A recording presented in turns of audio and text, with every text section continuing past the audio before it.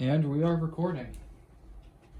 Alright, so I'm making this video just to help anybody else who has Buell Strombos Airhorns, but what I'm doing right now is I'm currently rebuilding these. So the original internals, they're a bit worn, and I think it's best to replace them. So I bought these from fixmyambulance.com. These are replacement diaphragms and gaskets.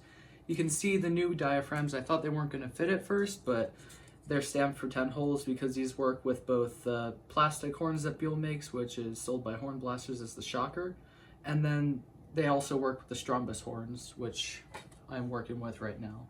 Now, these have been made forever, so they're something, but I got these horns for a really good deal. $50 for both of them. And the original parts are in good shape, but I feel like it would have been best to replace them. So, and since there were some at a reasonable price, I thought it would be good to replace them. So, you can see here, this is a longer trumpet. This one is the 15-inch trumpet. And first step to taking the horn apart is taking all the back cap bolts off. There's 5 of them. I already took this apart, so you can see it's a pretty heavy part, but what you have right here, you have your pressure circle thingy. I don't know what the proper name is, but these were in good shape. So you have your pressure ring that clamps against the diaphragm. And you can see these are the original ones. They're in decent shape, but they have been warped over the years, especially since these did either they came off an ambulance or a boat of some kind. But I will say that rebuilding these horns should make them sound a lot better, especially replacing those ancient gaskets that are in here. Now, these horns do have set screws on the back cap to adjust the speaking pressure, which I have messed around with for a bit, but I do hope that the longevity of the horn isn't affected by me playing with the set screws on these. But most people don't play around with these. Most people just want them to be installed on their vehicles and for them to honk every time they push a button or pull the valve. Alright, second diaphragm. So, another one of the pressure retainers. You see here's the diaphragms. I'm going to take them out. This is what the inside of a Buell air horn looks like, and here's the original gasket. You can see it, pretty poor condition. And then here's the original diaphragm. Could be used again, but then again, I think it's best to replace them. Same with the longer trumpet. This one's in even worse shape. See, here's the original gasket. Definitely needs to be replaced. So, first thing you do is obviously clean the horns out, which I've already done. You can see I went around and kind of tried to polish the seats best as I could, just so they have a flat surface to go on. And simply all you have to do to put these horns together, take the old parts out, give it a good cleaning, put new parts in. So here's the diaphragms. You just need to line them up with the 5 holes, and you can see these fit. These should fit pretty well inside the horn, just like that. Same with this one, just slide it inside, and it should fit decently inside the horn. Now, I'm an idiot. First thing you gotta do is push the gasket in. Don't forget the gaskets. These gaskets help seal the diaphragm. They help raise it slightly off the seat, but it helps maintain a better seal between the nozzle and the actual inside of the power chamber itself. And then you can lay your diaphragm on top. So don't forget that step. That is a common mistake that people do make, and it will cause the horn to not sound as good, or maybe not even sound at all. And then again, just get your diaphragm, line it up with the holes. See, there are 10 of them. Just ignore the fact that there's 10 holes, because then again, I'm only working with a few of them, and it shouldn't be that big of a deal. Now here's the inside of the back cap. This is your set screw. So this is what this actual brass part sits on. And when you tighten the set screw, this pushes against the diaphragm. So just remember that when you're putting this horn back together. Don't forget to put this in here, because if you don't, then the horn won't sound properly and you won't be happy with the results. So I'm gonna go just put this on here because I think it's best just to line up the actual part if you're working on them backwards. I do have the luxury of being able to tilt them back a little bit, but there are some people out there that are not gonna want to take the horns off their vehicles and deal with taking the plumbing and air line apart. But it's simple once you get it.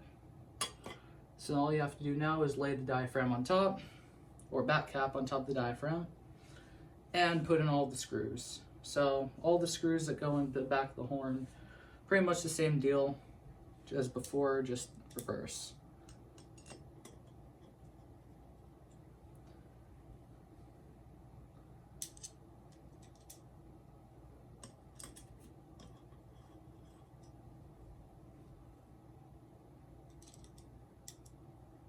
And these are very, very nice air horns. I do think that Buell charges way too much for them. I've seen the prices for these, and I've seen how they make them. I do think they're made really well, but the bells being brass mean that they're very weak and oftentimes aren't used on railroads because of that. I'm collecting these because they're cool. They're cool little horns and I like to preserve them. So here's the second back cap. You can see, just make sure you don't forget this. Put it straight on. And then you can tighten it down.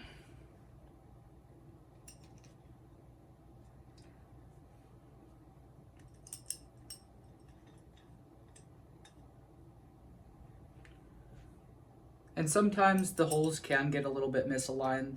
Obviously, Buell doesn't have the most precise stamping machines to stamp out the diaphragm, same with the gaskets, so sometimes they're not perfect, but oftentimes it's just good enough. So I'm going to put the screws in and then I'm going to tighten them down. Now, best practice when tightening down a back cap on air horn is going to star pattern to get even distribution in the back cap.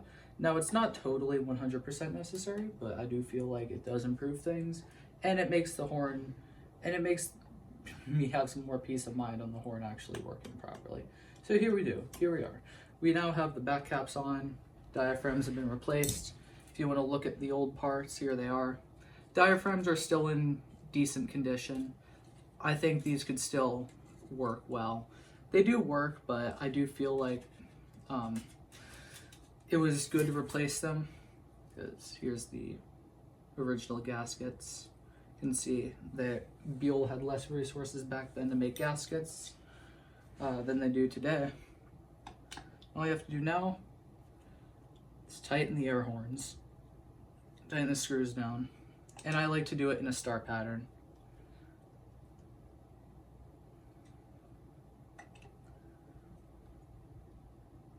They don't need to be super tight, but I like them to be on well, because these horns do go through all sorts of weather conditions, and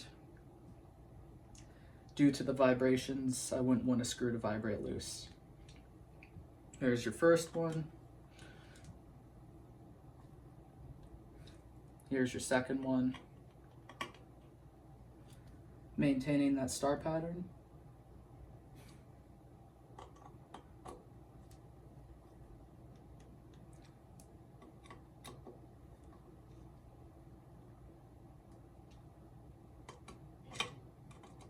And final screw. And now they're pretty much good to go. All you have to do is hook them up to air and use a, let's see size, 1/8 wrench. So 1/8 wrench is what you use to actually adjust the speaking pressure of the horn. And depending on what pressure and what valve type you're going to use, you definitely want to adjust these because of the microscopic differences in both thickness of the diaphragms and also the gaskets. It will never be exactly the same. So it's good to adjust them. If they're seized, you can clean out the actual holes. And if your set screw is stripped, these are common parts. The set screws, you can find replacements for set screws online or at a hardware store. So yeah, that is simply how you replace the diaphragms on a set of Buell Strombos Airhorns.